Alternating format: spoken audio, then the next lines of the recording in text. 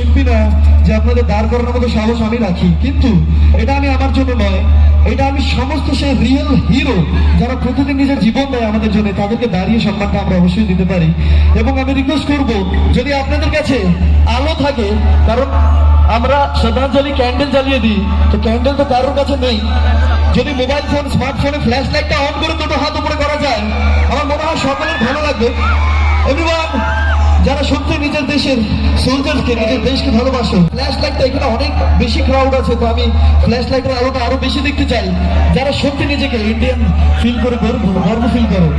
আমরা প্রত্যেকে জানি পুলওয়ামাতে কি হয়েছিল, একসাথে 44 জন সিআরপিএফ জওয়ান অন ডিউটি শহীদ হয়েছিল, যাদের বাড়িতে গোটা বডিও পৌঁছায়নি, তাই না? তো তাদের সম্মানে আমরা সকলে একটু উঠে দাঁড়াবো এবং তাদের জন্য দুটো লাইন গাইবো। তো প্লিজ এভরিওয়ান দুটো হাত উপরে করবেন, আর যাদের কাছে মোবাইল ফোন স্মার্টফোন নেই তারা হাতগুলোকে উপরে করবেন, হাতগুলোকে উপরে, কারণ সম্মানটা সব থেকে আগে, তাই তো?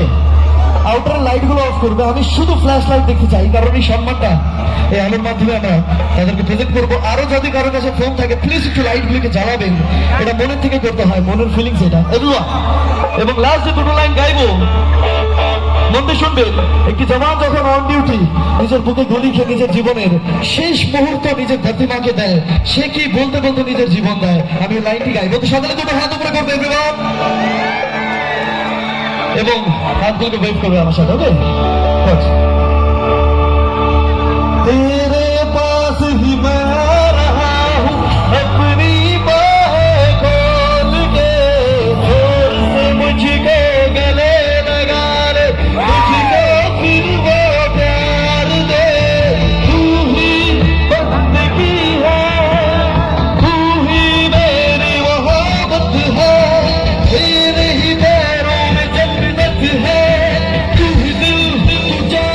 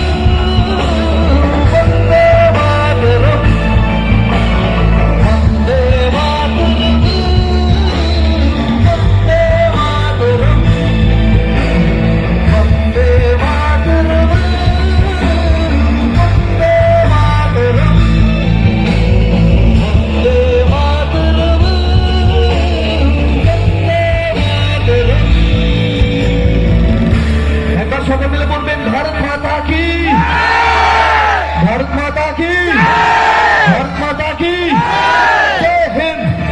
Thank you so much.